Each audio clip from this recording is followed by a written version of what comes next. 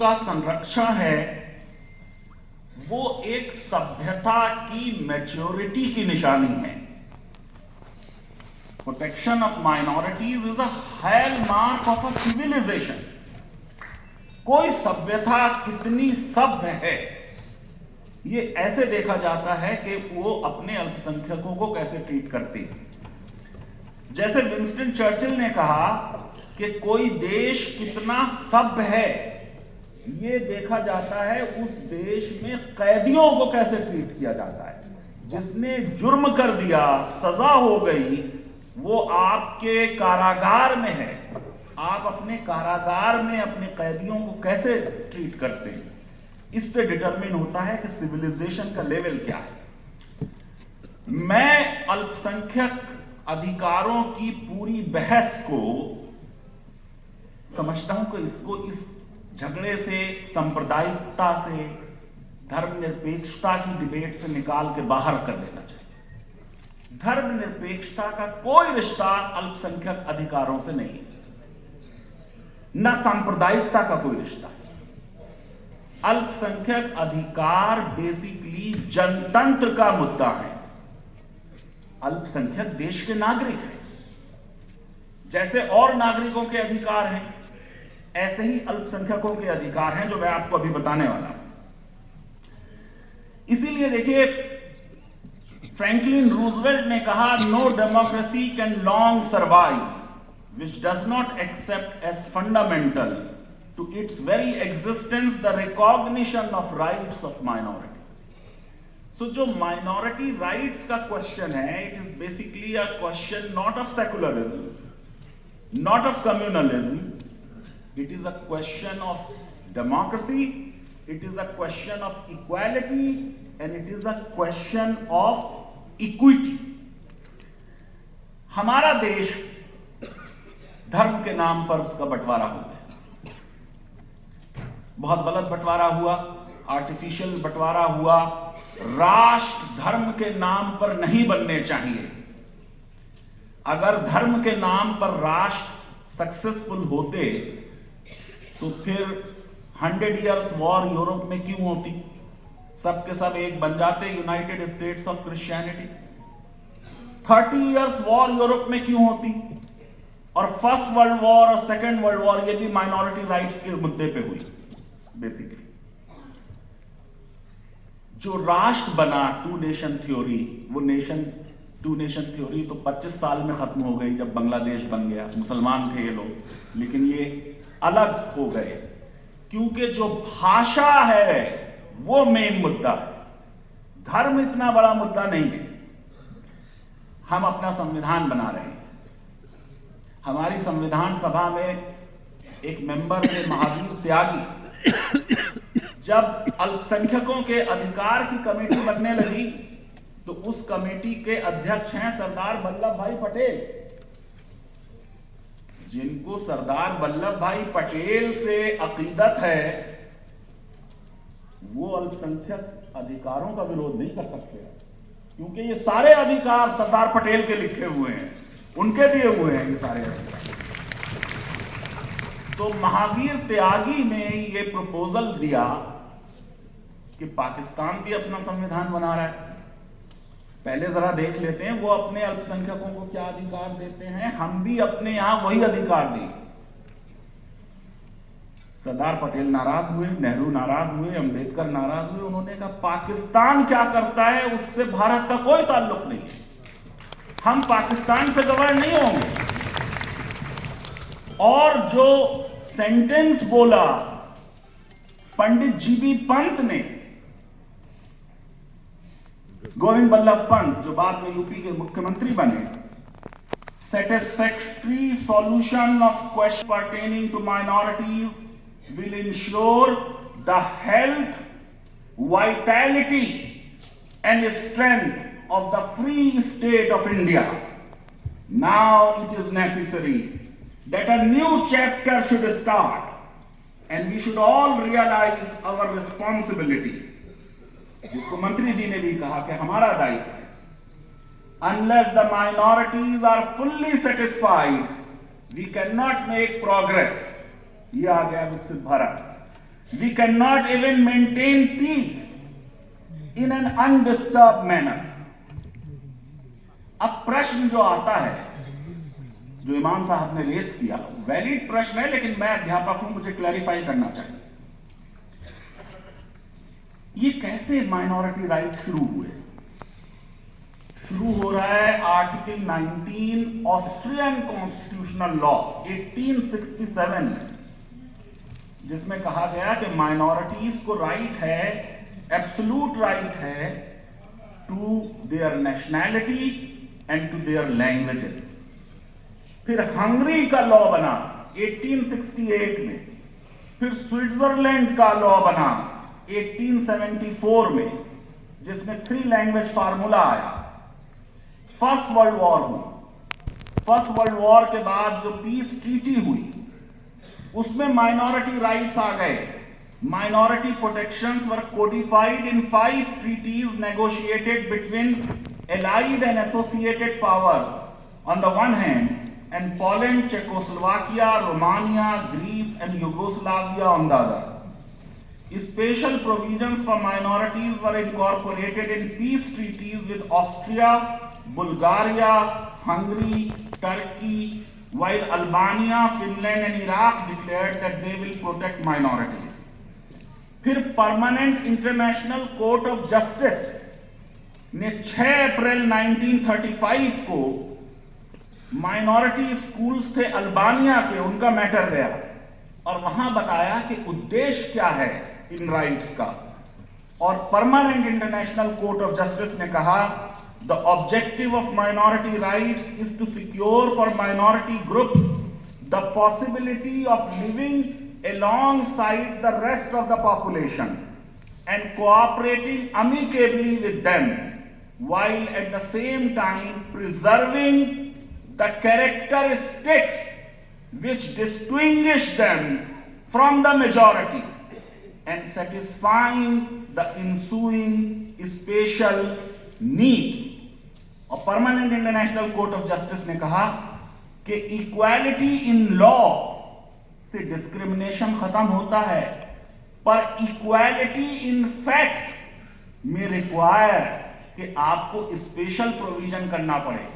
जैसे हमने आरक्षण का प्रावधान किया SC ST के लिए, तो लगता है डिस्क्रिमिनेशन है, लेकिन discrimination in their favour.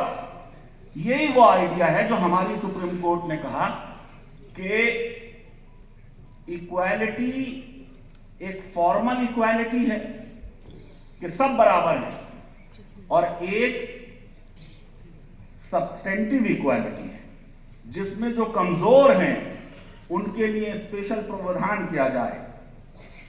Basically जो माइनॉरिटी राइट्स हैं वो संस्कृति को बचाने का अधिकार है। इसलिए वो संगठन जो कल्चरल ऑर्गेनाइजेशन है, जिसको देश की संस्कृति से प्यार है, उसके लिए अल्पसंख्यक अधिकार बड़े इंपॉर्टेंट हैं, क्योंकि संस्कृति इंपॉर्टेंट है।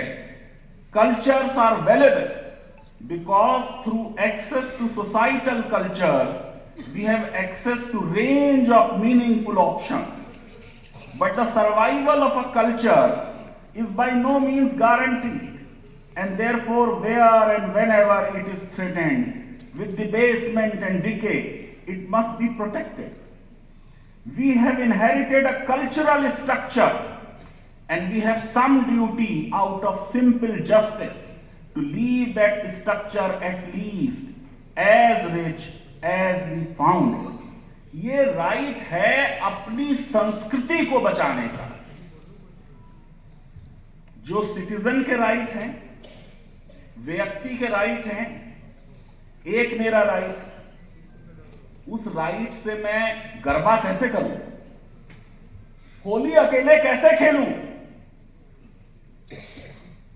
आशूरा मुहर्रम में मातम अकेले कैसे करूं? ग्रुप चाहिए। ग्रुप का राइट है, कल्चर का राइट, संस्कृति का राइट। इसलिए मैं कह रहा हूं कि संविधान की समझ इमाम साहब अलग है। संविधान कह रहा है शिक्षण संस्थान बनाने का अधिकार हर नागरिक को है। ये अनुच्छेद 19 हो गया। चाहे बहुसंख्यक हो चाहे अल्पसंख्यक हो, वो अपने शिक्षण संस्थान बना लेगा अनुच्छेद 19 के तहत। सबको बराबर का अधिकार है। लेकिन संस्कृति अकेले नहीं बनती। जब तक आपको मैं अस्सलाम वालेकुम नहीं कहूंगा और आप दुआएं नहीं देंगे, संस्कृति नहीं बचेगी। ग्रुप चाहिए। वो देश जो धर्मनिरपेक्ष है, वो देश जो मॉडर्न है, लिबरल है, वो कहीं पे भी राज्य की संस्थाओं में ना किसी धर्म के लिए ना किसी भाषा के लिए वो माहौल क्रिएट कर सकता है जिसमें एक खास भाषा या एक खास संस्कृति या एक खास धर्म की ट्रेडिशन फ्लोरिश करे। इसलिए संविधान ने कहा कि अच्छा, ऐसा हम पब्लिक स्क्वायर में तो नहीं कर सकते। जो सरकारी संस्थाएं हैं, वहां किसी एक धर्म विशेष का, एक संस्कृति विशेष का, एक भाषा विशेष का हम नहीं करा सकते कंड्यूसिव एनवायरनमेंट। लेकिन हम आपको इजाजत दे देते हैं, शिक्षण संस्थान बना लो और उन शिक्षण संस्थानों में अपनी तहजीब को, अपनी कल्चर को और अपनी संस्कृति को बचा लो।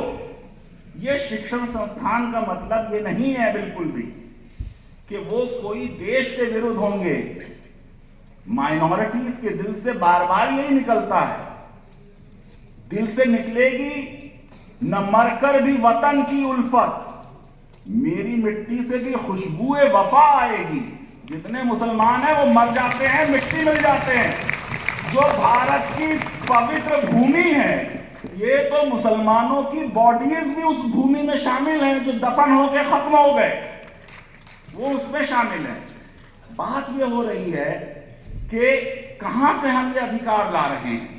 आप देखिए कि हिंदू महासभा, राजनाथ सिंह जी ने संसद में अभी 2 दिन पहले जब भाषण हुआ, हिंदू महासभा ने एक संविधान बनाया 1944 में। इस संविधान का नाम था हिंदुस्तान फ्री स्टेट कॉन्स्टिट्यूशन। उसमें उन्होंने साफ तौर से एक तो ये कहा कि राज्य का कोई धर्म नहीं होगा, जो राजनाथ सिंह ने कोट भी किया। कोई नागरिकता धर्म के नाम पर नहीं होगी, ये भी उसमें प्रावधान था।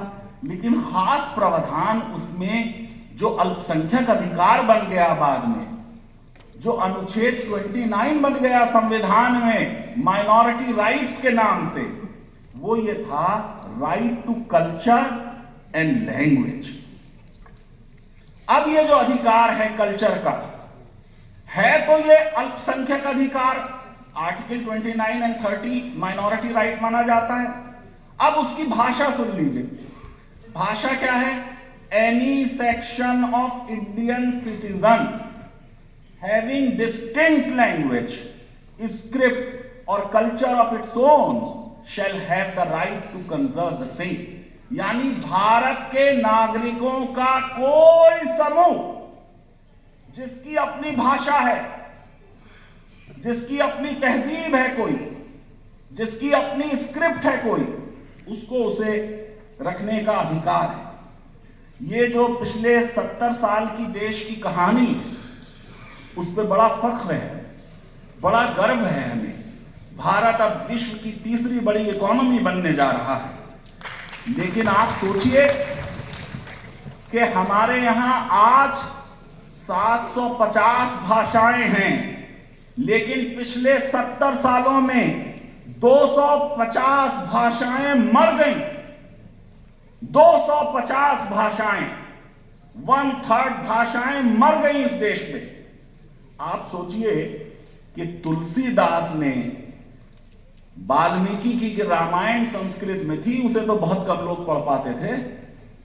राम जी को घर घर ले जाकर लोगों की भाषा में जब लिखा, तुलसीदास ने विरोध भी किया पंडितों ने उसका कि क्यों लिखा जा रहा है अवधी में, वो अवधी भाषा कहां चली गई।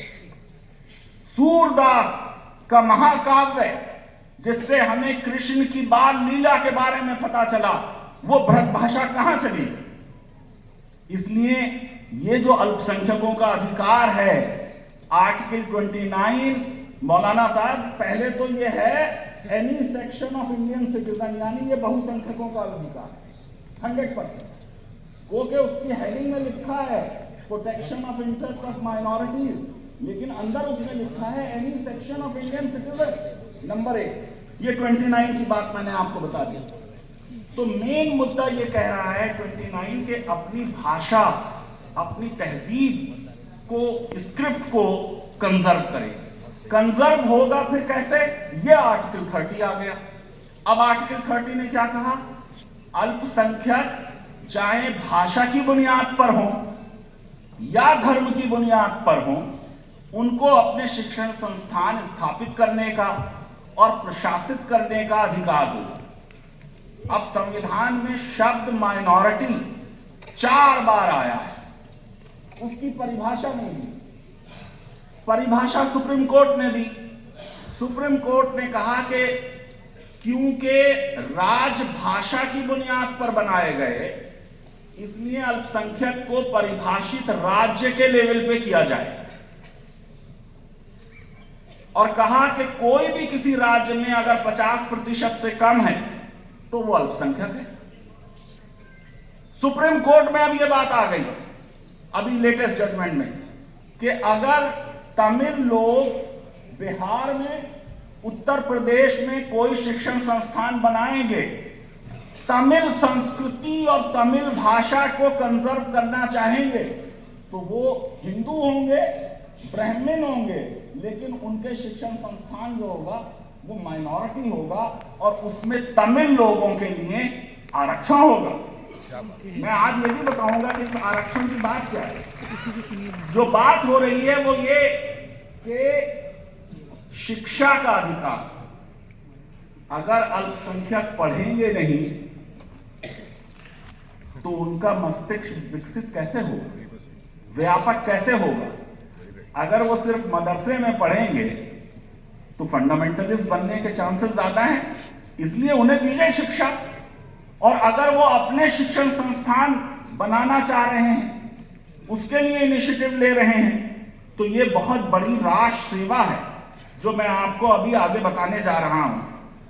कि पहले हम ये समझ लें कि देश में जो हिंदूज हैं बहुसंख्यक, क्योंकि धार्मिक अल्पसंख्यक है, एक भाषाई अल्पसंख्यक है। पहले हिंदुओं को देखिए कहां कहां ये धार्मिक अल्पसंख्यक है। पंजाब में सुप्रीम कोर्ट का जजमेंट है, डीएवी कॉलेज जालंधर, और आज का नहीं है, 1974 का है। कश्मीर में, नागालैंड में, मिजोरम में, लक्षद्वीप में, यहां वो सब हिंदूज इन सारे राज्यों में और यूनियन टेरिटरीज में रिलीजियस माइनॉरिटी, और पूरे देश में, मौलाना साहब, पूरे देश में वो भाषाई अल्पसंख्यक है। कोई तमिल ब्राह्मण उत्तर प्रदेश में आ जाए, भाषाई अल्पसंख्यक है यहाँ तो। और देश में हजारों की तादाद में, सैकड़ों की तादाद में लिंग्विस्टिक माइनॉरिटी इंस्टीट्यूशंस हैं। अभी मैं गोवा गया था, मुख्यमंत्री जी बेचारे होटल में मिलने आए थे हम लोगों से। उन्होंने कहा मेरी भाषा कोंकण भाषा इंडेंजर्ड लैंग्वेज है, क्योंकि 10,000 लोगों से अब कम बोली जाती है। सबसे ज्यादा जो रिचनेस है इस वक्त भाषाई, वो वेस्ट बंगाल में है। 38 भाषाएं हैं वेस्ट बंगाल में। हम सिर्फ समझते हैं कि बंगाल में सिर्फ बंगाली है। 38 भाषाएं हैं और 9 लिपि हैं, 9 स्क्रिप्ट्स हैं।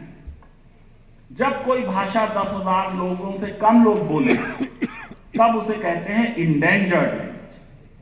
तो हिंदूज रिलीजियस माइनॉरिटी हैं, कश्मीर में, लक्षद्वीप में, नॉर्थ ईस्टर्न स्टेट्स में, पंजाब में, और लिंग्विस्टिक माइनॉरिटी हैं पूरे देश में। अधिकारों के बारे में मैंने आपको बता दिया। कोई एक व्यक्ति अगर शिक्षण संस्थान बना रहा है, वो आर्टिकल 19 के तहत है, पूरे देश में हर नागरिक को अधिकार है। अगर वो संस्कृति को बचाना चाहता है और as a group right exercise कर रहा है, तो वो आर्टिकल 30 है। अब आप देखिए कि इसका मतलब ये अधिकार दोनों के बराबर है। ये दूरी नहीं पैदा कर रहा है, ये दूरियों को कम कर रहा है। ये कह रहा है सबकी संस्कृति बचेगी तब भारत की वो जो विभिन्नताओं वाली संस्कृति है, डाइवर्सिटी वाली संस्कृति है, तब वो संस्कृति बचेगी। अच्छा, अधिकारों को छोड़ दीजिए। अक्सर बात आजकल ये होती है फंडामेंटल ड्यूटीज को ज्यादा अहमियत दीजिए। ये 51A है। 51A जो हमारी नागरिकों के कर्तव्य हैं। क्या कर्तव्य है उसमें? To value and preserve rich heritage of our composite culture. ये कंपोजिट कल्चर कैसे प्रिजर्व होगी अगर आर्टिकल 29 और 30 के जरिए वो संस्थान नहीं होंगे? जाकिर हुसैन इस कल्चर का हिस्सा है। बिस्मिल्लाह खां शहनाई वादक, उनको जब ये ऑफर दिया गया कि अमेरिका में आके सेटल हो जाओ, तो उन्होंने कहा भाई यहां तो मैं आ जाऊं, लेकिन प्रॉब्लम यह है कि पहले मैं जाता था काशी विश्वनाथ टेम्पल, सुबह सुबह जाके शहनाई बजाते थे। उसके बाद जब बूढ़े हो गए, टांगे खराब हो गई, तो अपने घर के बाहर चबूतरे पे निकल के मंदिर की तरफ होके शहनाई बजाते थे। कहते थे करूं क्या, ठाकुर जी खुद आ जाते हैं सुबह यहां सुनने। वाह। अगर ये हमारी कल्चर है तो इस कल्चर को प्रिजर्व करना होगा। माइनॉरिटीज के जो अधिकार हैं वो भी कॉमन है। बता देता हूं क्या अधिकार है। राइट टू एडमिट स्टूडेंट्स हर विश्वविद्यालय का होता है। चाणक्य नेशनल लॉ यूनिवर्सिटी, जिसका मैं कुलपति हूं, ये अल्पसंख्यक शिक्षण संस्थान नहीं है। राइट है मेरा to admit student. Right to choose governing body हर यूनिवर्सिटी का अधिकार होता है, चाहे माइनॉरिटी हो ना नॉन माइनॉरिटी हो। गवर्निंग बॉडी क्या होगी वो चूज करेंगे। राइट टू डिसिप्लिन एम्प्लॉइज, चाहे माइनॉरिटी हो चाहे नॉन माइनॉरिटी हो, उनको भी ये अधिकार है। राइट टू फिक्स फी, क्या फीस होगी, हर संस्थान को, हर स्कूल को, हर कॉलेज को राइट होता है। सरकार तय करती है कि कैपिटेशन फी नहीं लेंगे आप, बहुत हाई नहीं लेंगे। तो जो भी राइट अल्पसंख्यक के हैं वही बहुसंख्यक के हैं। और खास तौर से अल्पसंख्यकों को यह अधिकार नहीं है कि अपने संस्थानों को मैल एडमिनिस्टर करें। बहुसंख्यक को भी यह अधिकार नहीं है। अब आइए वो रिजर्वेशन का मुद्दा। जो राज्य के संस्थान हैं उनमें जो संविधान में दिया हुआ रिजर्वेशन है, SC, ST, OBC लागू होगा। जब उसे लागू किया तो 50% सीटें SC, ST, OBC को चली गई। अब 50 जनरल हो गई। जब अल्पसंख्यक शिक्षण संस्थान का उद्देश्य किसी भाषा की संस्कृति, किसी धर्म की संस्कृति को प्रिजर्व करना है, 50% अगर उसको दे दिया और 50% SC, ST, OBC को दिया तो 99.5 रिजर्वेशन हो जाएगा। अब ये 99.5 रिजर्वेशन सुप्रीम कोर्ट अलाउ नहीं करती। 50% से ज्यादा आप कर नहीं सकते। अगर 99.5% रिजर्वेशन हुआ तो जनरल कैटेगरी किसी माइनॉरिटी इंस्टीट्यूशन में आ ही नहीं सकती।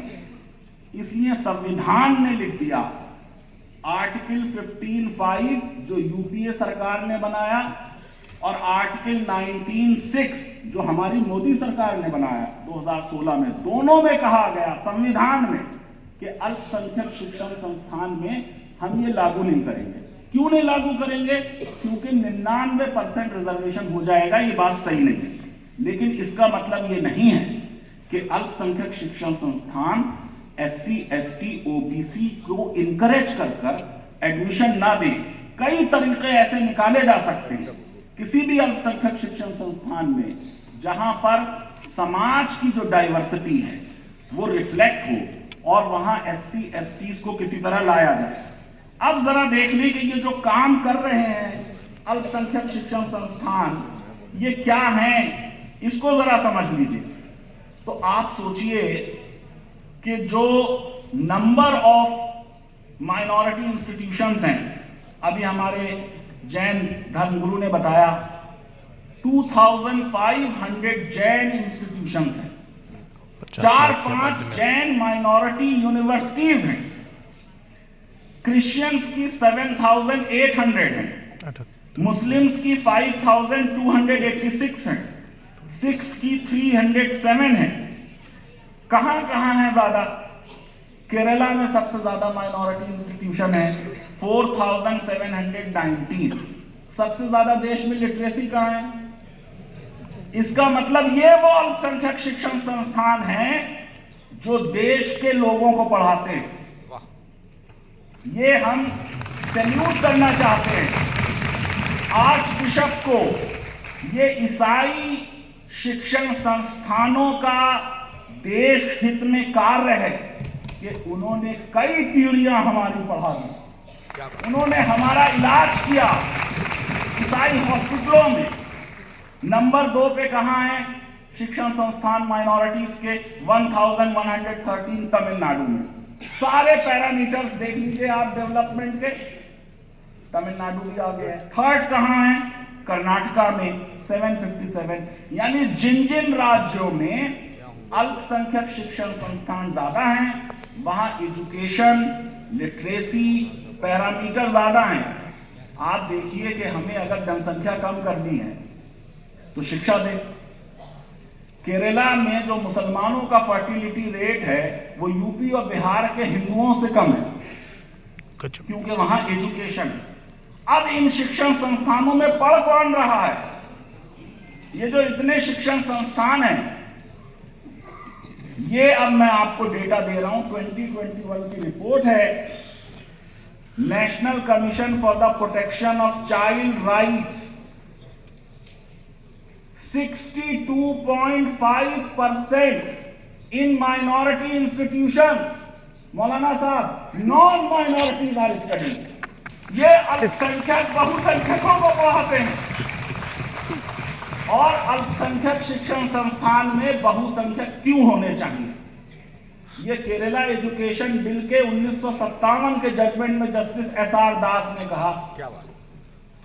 कल्चर कैसे प्रिजर्व होगी जब दूसरे को पता ही नहीं आपकी कल्चर क्या है? तो जब तक अल्पसंख्यक शिक्षण संस्थान में बहुसंख्यक नहीं आएंगे तब तक कल्चर कंजर्व नहीं हो सकती। इसलिए अल्पसंख्यक शिक्षण संस्थान में बहुसंख्यकों का होना जरूरी है। मैं समझता हूं कि जो माइनॉरिटी राइट्स हैं उनको अगर देखें आप गौर से, आपको एग्जाम्पल देता हूं। 2.47% क्रिश्चियंस हैं और वेस्ट बंगाल की एग्जाम्पल दे रहा हूं। 2.47% क्रिश्चियंस हैं, 114 उनके क्रिश्चियन माइनॉरिटी इंस्टीट्यूशंस। इन क्रिश्चियन माइनॉरिटी इंस्टीट्यूशंस में 75% नॉन माइनॉरिटी। और उसी वेस्ट बंगाल में जहां माइनॉरिटी पॉपुलेशन का 92% मुस्लिम्स हैं, उनके बहुत कम इदारे हैं और इसलिए मुसलमानों के हालात खराब हैं। यूपी में 1% क्रिश्चियन हैं, लेकिन 197 क्रिश्चियन माइनॉरिटी इंस्टीट्यूशंस हैं और उनमें 74.1% नॉन क्रिश्चियन पढ़ रहे हैं, बहुसंख्यक पढ़ रहे हैं। मैं भी पढ़ा हूं स्कूलों में।